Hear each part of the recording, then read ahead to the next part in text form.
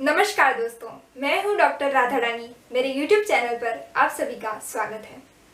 आज इस वीडियो में मैं आपको बताऊंगी आप आपकी स्किन को कैसे टाइट कर सकते हैं और अगर आपकी स्किन डल और रफ हो गई हो तो उसमें कैसे ग्लो लाया जाए।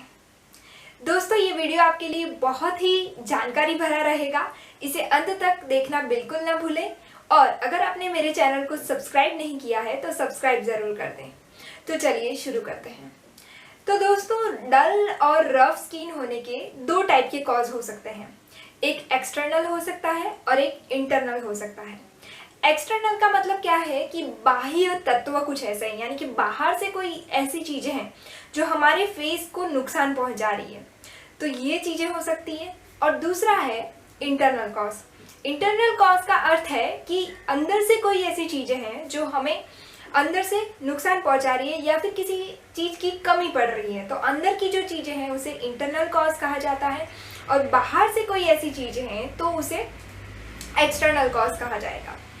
सबसे पहले हम ये देख लेते हैं कि एक्सटर्नल कॉज ऐसे कौन कौन से हैं जो हमारी स्किन को रफ और डल बनाते हैं। तो सबसे पहला कॉज है ब्यूटी प्रोडक्ट्स। कुछ ऐसे ब्यूटी प्रोडक्ट्स होते हैं जो स्किन को सूट नहीं करते हैं और तो वो हमारी स्किन को डल कर सकते हैं। दूसरा है मौसम में बदलाव। तीसरा कह सकते हैं सूरज की तेज किरणें। कई लोग मुंह को ढककर नहीं चलते हैं, तो जो सूरज की यूवी रेज है, सनस्क्रीन का अगर इस्तेमाल नहीं करते हैं तो सूरज की यूवी रेज हमारे स्किन को नुकसान पहुंचाती है।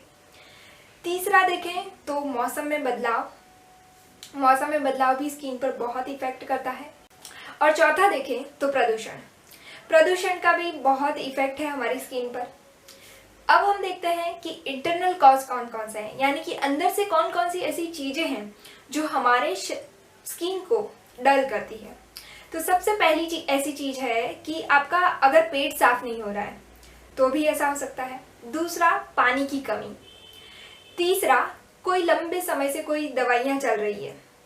चौथा, कोई लंबे समय से आपको बीमारी है। पांचवा, अगर आप स्ट्रेस, तनाव, एंग्जाइटी बहुत ज़्यादा है आपके जीवन में तो भी हो सकता है। छठा देखें तो आपके शरीर में न्यूट्रिशन की कमी है, यानी कि जो पोषक तत्व है वो सही से नहीं मिल पा रहे हैं। और लास्ट देखें तो नींद। आप नींद सही से नहीं ले रहे हो फिर भी ये स्किन के ऊपर इफेक्ट कर सकता है। अब हम इसका उपाय देख लेते हैं।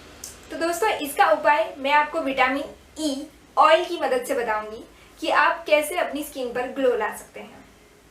तो विटामिन ई एक एंटीऑक्सीडेंट है जो फ्री रेडिकल्स, यानी कि जो तत्व है हमारे शरीर में बीमारी फैलाते हैं और हमें जल्दी बूढ़ा करते हैं, तो ये सब चीज़ों को साफ करता है विटामिन ई। तो विटामिन ई एक बहुत ही अच्छी चीज़ है। विटामिन ई आपको किसी भी मेडिकल स्टोर पे मिल जाएगा। विटामिन ई की आप टैबलेट ले सकते हैं। ऑयल आपको थोड़ा महंगा पड़ेगा, इसलिए आप टैबलेट लें। किसी भी स्टोर पर आपको एवियन 400 नाम का टैबलेट मिल जाएगा या फिर आप कोई भी ब्रांड का इस्तेमाल कर सकते हैं। एक विटामिन ई की कैप्सूल लें और इसे थोड़े से बादाम तेल के साथ मिक्स करें और रात को चेहरे को धोने के बाद इसे अपने फेस पर अच्छी तरह लगा लें और इसे आधे घंटे तक रहने दें, यानी कि आधे घंटे तक आपको बिस्तर में लेटना नहीं है। नहीं तो क्या होगा कि ये जो आपने जो लगाया है वो तकिए पे या फिर बेडशीट पे साफ हो जाएगा। तो इसे आधे घंटे तक आप सूखने दें, उसके बाद ही बिस्तर में जाएं। तो उसके बाद आप सुबह उठकर गुनगुने पानी से अपना चेहरा साफ कर लें और आपको पहले ही दिन से इस रेमेडी से आपको चेहरे पर ग्लो देखने को मिलेगा। और अगर आपकी स्किन बहुत ज़्यादा ऑयली रहती है तो बादाम तेल का इस्तेमाल ना करें। आप एलोवेरा जेल का इस्तेमाल कर सकते हैं। एलोवेरा जेल को आप विटामिन ई की एक कैप्सूल में मिक्स करके लगा सकते हैं। तो एलोवेरा जेल आप फ्रेश भी ले सकते हैं या फिर आप बाज़ार में जो मिलता है वो भी यूज़ कर सकते हैं। तो इस तरह से आपको इस्तेमाल करना है। इसका एक प्रिकॉशन रखना है आपको। कई लोगों को इससे क्या होता है कि एलर्जी हो जाती है, तो इसको आप थोड़े गले के भाग में लगाकर देख लें और पूरी रात रहने दें और फिर आप देख लें कि आपको एलर्जी होती है या नहीं।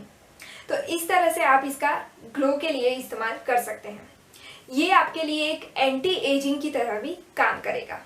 तो दोस्तों, अगर आपको वीडियो अच्छा लगा हो तो लाइक करें, शेयर करें और मेरे चैनल को सब्सक्राइब ज़रूर कर दें और बेल आइकन दबाना बिल्कुल न भूलें। इससे आपको अगले वीडियो की जानकारी मिल जाएगी। Thank you.